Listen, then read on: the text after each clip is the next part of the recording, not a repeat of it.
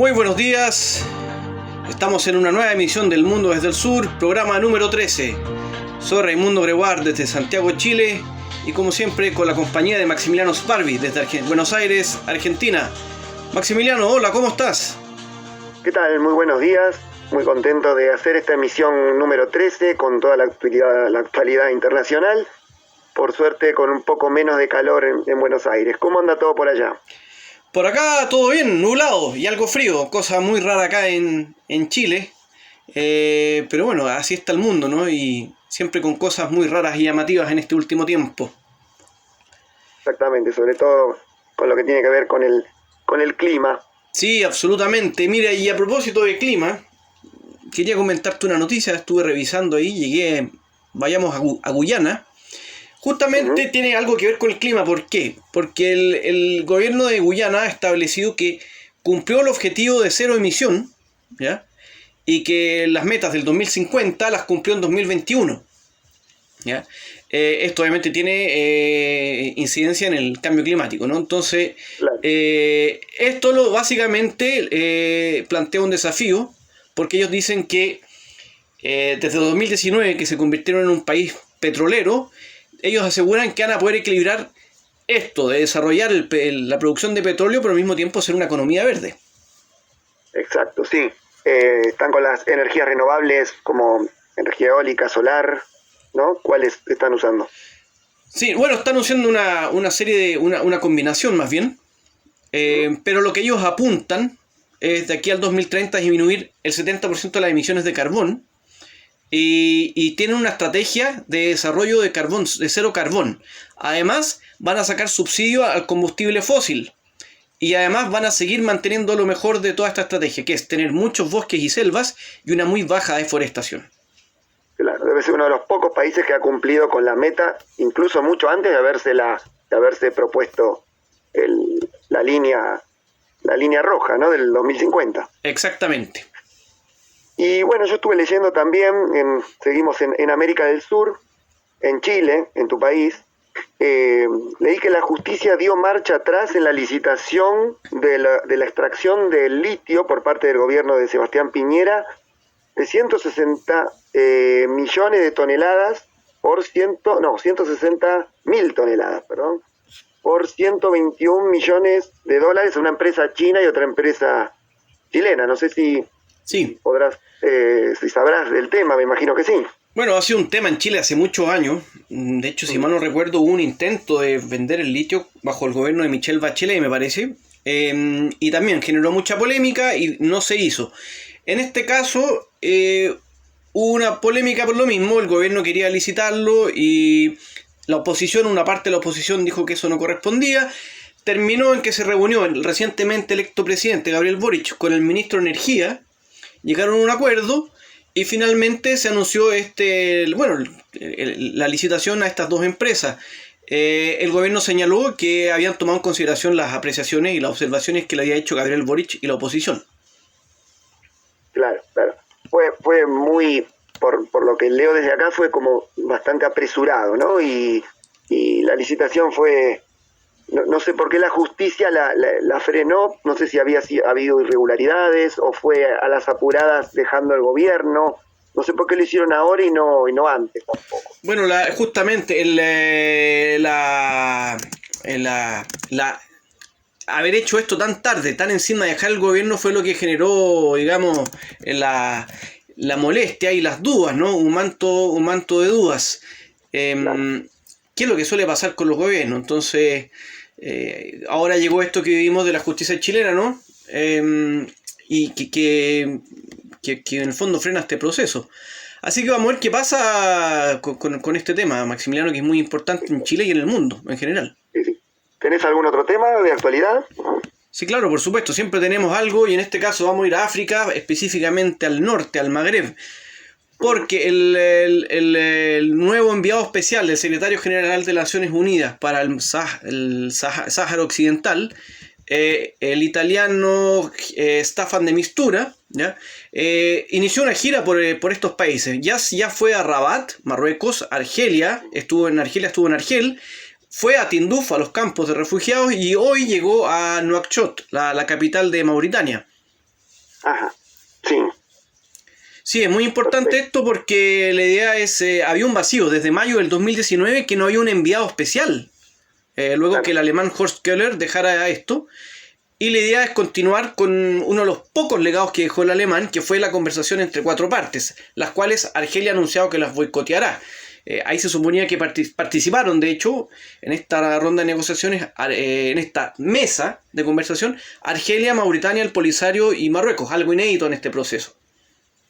Claro, y en medio de este vacío que hubo de 2019, se reavivó el enfrentamiento entre el Frente Polisario del Sáhara contra Marruecos a fines de 2020. Exactamente. Que es muy importante, esta gira es muy importante. Exactamente, y también tuvimos el reconocimiento de Estados Unidos, del Sáhara como marroquí, y las últimas resoluciones de la ONU que siguen hablando de una solución realista. Entonces va a ser importante ver qué pasa aquí. Seguro, sí. Por último, yo tengo también un tema importante, que en China se reunieron los ministros de Relaciones Exteriores del Consejo de Cooperación del Golfo, es decir, de Kuwait, Arabia Saudita, Omán y Bahrein, para apuntalar el sistema energético chino. China está intentando comprar más petróleo al Golfo Pérsico, a estos países, y esta visita coincidió también con los ministros de Relaciones Exteriores de Turquía y de Irán. Con Irán, China tiene una inversión a 25 años, un acuerdo firmado a 25 años por $400 mil millones de dólares, también en el sector energético. China apuesta a un crecimiento industrial exponencial y para eso necesita energía y por eso se está asegurando los recursos con estos acuerdos. Así que también eso es un tema que hay que seguirlo de China. Sí, muy interesante esto, ¿no? Bueno, ahora iremos una pausa porque tras esto comenzaremos con el primer análisis del día, ¿no? Tengo entendido que nos va a hablar sobre algo que está pasando allá en Rusia. Sí, está creciendo la tensión entre Rusia y la OTAN. Después de la pausa lo analizamos. Perfecto, Maximiliano. Ya volvemos.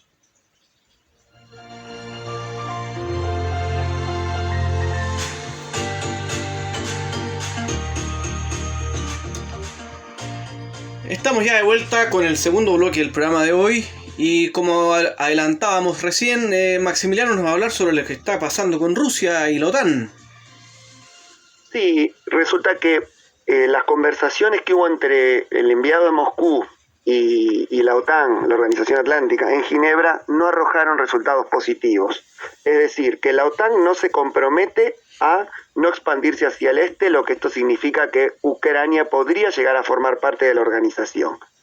Esto significa que para Rusia es una línea roja que la OTAN no debe pasar, porque recordemos que cuando se disolvió la Unión Soviética en 1991, el presidente George Bush padre le prometió al líder soviético, primero Mikhail Gorbachev y segundo al líder ruso Boris Yeltsin, que la OTAN no se expandiría sobre los países del Pacto de Varsovia, algo que no sucedió porque los tres países bálticos, Estonia, Letonia y Lituania, forman parte de la organización, Polonia, Hungría, República Checa también, y bueno, luego en 2008 Rusia incursionó militarmente en Georgia porque había también elementos de la OTAN, armas, entrenamiento militar, y eso lo considera una línea roja. Y cuando en 2014 hubo un golpe en Ucrania, que desalojó al presidente prorruso Viktor Yanukovych, la OTAN, con apoyo de la OTAN, un golpe incruento, una revolución de color, resulta que Ucrania pasó a formar parte del bloque occidental, no como miembro de la OTAN, pero sí como aliado, recibiendo préstamos, recibiendo armas, recibiendo instrucción militar. Una pregunta, Maximiliano, que estos acuerdos que tú mencionas son de hace 30 años, cerca de 30 años atrás. ¿Qué tan realista es mantener eso? Porque era otro contexto de postguerra fría, la caída del muro, la desintegración de la Unión Soviética, y hoy es otro mundo en que priman otros intereses, ¿no? Y que la geopolítica ha cambiado en la región. Sí, en ese sentido sí, no existe más el bloque comunista, pero sin embargo Rusia tiene su área de influencia sobre las ex repúblicas soviéticas y considera una intromisión directa a sus intereses que se intente, por ejemplo, estos cambios, estas revoluciones de colores a las que me refería. Es decir, cambios de gobierno propiciados por países occidentales y a través de ONG locales que propician un cambio de gobierno con tendencia occidental o a favor de que la OTAN se establezca en sus territorios, no con una base, sino con entrenamiento militar, armas, venta de armas, gobiernos afines a comerciar principalmente con Europa y con Estados Unidos y empresas de esos países, antes que con Rusia, y Rusia ve perdiendo su influencia geopolítica. Esto sucedió, las revoluciones de colores sucedió en Georgia 2003, Ucrania 2004, luego en Ucrania 2014, lo que yo me refería recién, Armenia 2018, y ahora el problema que está viendo los disturbios de Kazajstán es probable que tengan, no sea puramente una revolución de color, porque bueno, no ha cambiado el gobierno, pero es probable que los elementos desestabilizadores sean quizás propiciados por las cientos de ONG occidentales que se encuentran en Kazajstán. Entonces Rusia lo ve como una intermisión directa. Claro, ¿sí? Sí. No, perdona, solamente decir que, claro, es lo que suele ocurrir cuando... No es lo mismo, ¿no? Pero es como lo que ocurría en la época de las colonias, ¿no? Por ejemplo, en Francia, en ciertas partes de África o Inglaterra, que luego ya los países son independientes y se produce esto, que entran otros jugadores, ¿no? Claro. Y eso molesta al que históricamente tuvo el poder. Lo mismo acá, me imagino, que Rusia... no quiere que los demás intervengan, pero finalmente los otros estados ya son estados soberanos y los terceros países, otras potencias, quieren obviamente avanzar y en paralelo debilitar el poder de Rusia, me imagino. Exactamente, sí. Y la contraparte se dio la semana pasada cuando sonaron las alarmas en la OTAN, principalmente en Washington, cuando le preguntaron al ministro de Defensa ruso si Ucrania llegase a formar parte de la OTAN, si Rusia enviaría militares a Cuba y a Venezuela como contrapeso en un área de influencia norteamericana que es América Latina, el patio trasero norteamericano, que lo consideran un área de intromisión prohibida para potencias extranjeras. Y el ministro ruso no respondió, sino que en realidad sí respondió. Lo que dijo fue que no lo confirma, pero tampoco lo descarta. Eso tampoco lo descarta, hizo sonar las alarmas en Washington, y yo creo que es una retórica del discurso, no creo que que militarice Cuba y Venezuela como sucedió con la crisis de los misiles en el 62 o algo similar, porque es otro contexto, como bien decías. Creo que eso tiene que ver con una especie de respuesta, como diciendo Rusia no se va a quedar de brazos cruzados. Y Rusia para eso financia las guerrillas del este de Ucrania, en la zona rusoparlante, para mantener su influencia sobre Ucrania y tener a Ucrania como estado tapón, que la OTAN no avance más hacia sus fronteras, hacia su área de influencia. Y una pregunta, ¿qué tan relevante o influyente puede ser la situación de Crimea en esta tensión entre Rusia, Ucrania, la OTAN, finalmente la Unión Europea también y Estados Unidos? ¿Es importante este factor o no tanto? Sí, es importante porque en el golpe que yo mencionaba recién, de 2014, pro-occidental, inmediatamente Putin ordenó la toma de posesión de la península de Crimea, que históricamente perteneció a Rusia. Durante la Unión Soviética, bajo el mandato del ucraniano Nikita Khrushchev, por una cuestión administrativa, o vaya a saber uno por qué, le dio la tenencia de la península a Ucrania, cuando en realidad la población de ahí es rusa en realidad. Fue una movida política la de Putin para también contener el avance de la OTAN, que en este momento Rusia está concentrando tropas en la frontera, se habla de unos 100.000 soldados, pero lo hace también como disuasión para que la OTAN no avance, porque Rusia le compró armas a Estados Unidos con dinero que le prestó el Reino Unido.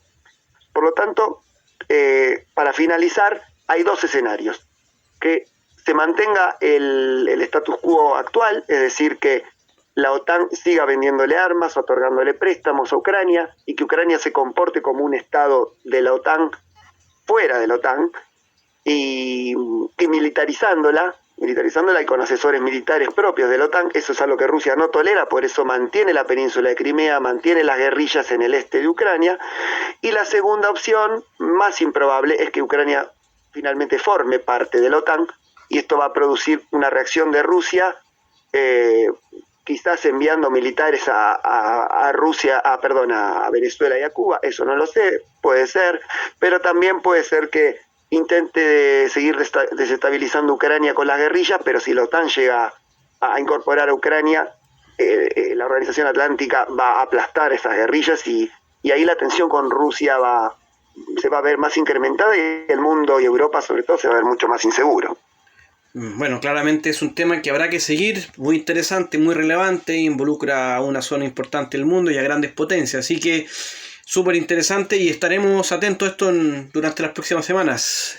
Seguro, porque la tensión verbal va creciendo y la tensión militar también. Así es. Bueno, Maximiliano, ahora vamos a ir a una pausa y después volveremos con el segundo tema de análisis del día. Bien, ¿de qué se trata? Malí, vamos a ver un poco lo que está ocurriendo allá en este país. Dale, perfecto. Después de la pausa, entonces. Así es, ya volvemos.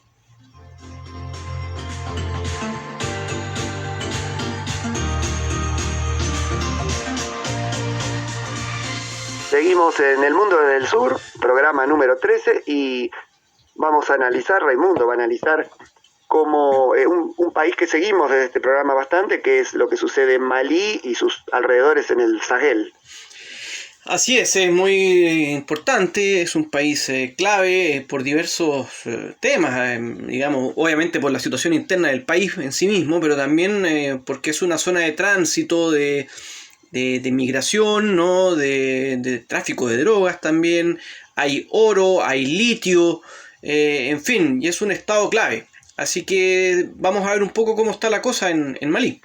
Claro, es un estado que tradicionalmente pertenece al área francesa de influencia, pero luego han entrado elementos islamistas, Al-Qaeda, Ansar Dine, esa guerrilla, los Tuareg, y ahora parece que Rusia está enviando una empresa de contratista militar, ¿no? La empresa Wagner.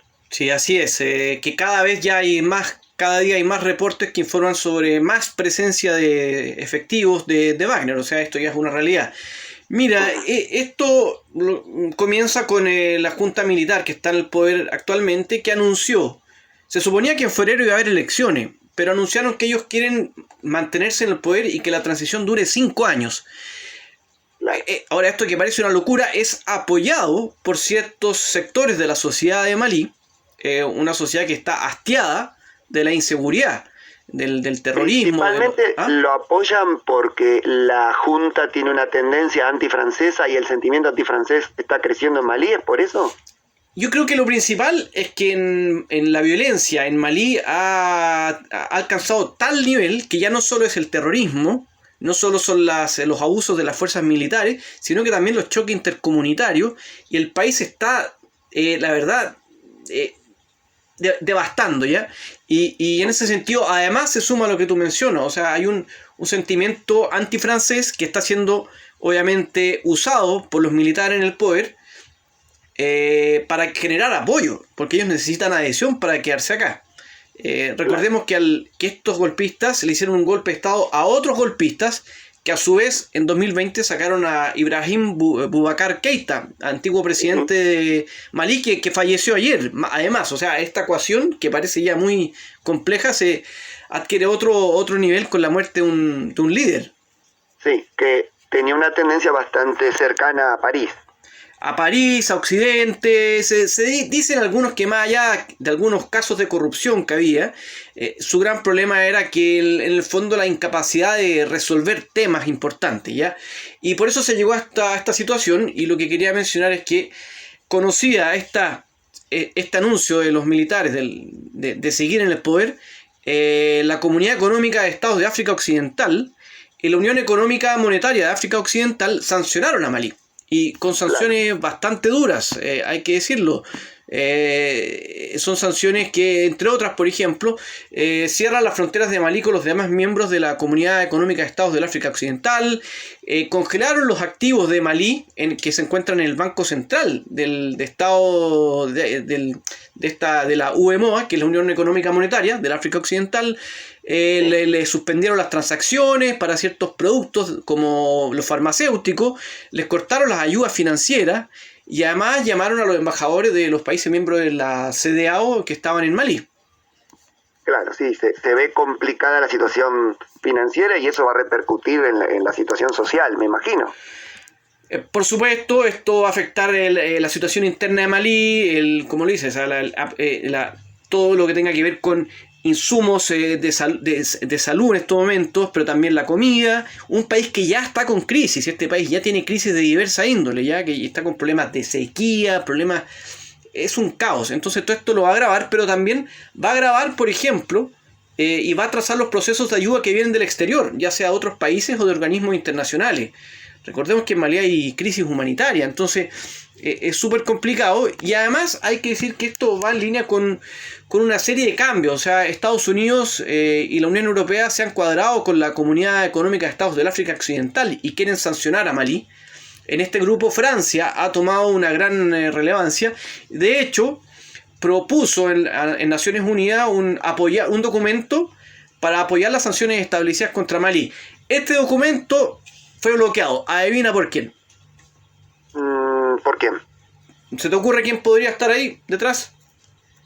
No, decímelo vos. Rusia y China. Ah, qué raro, claro.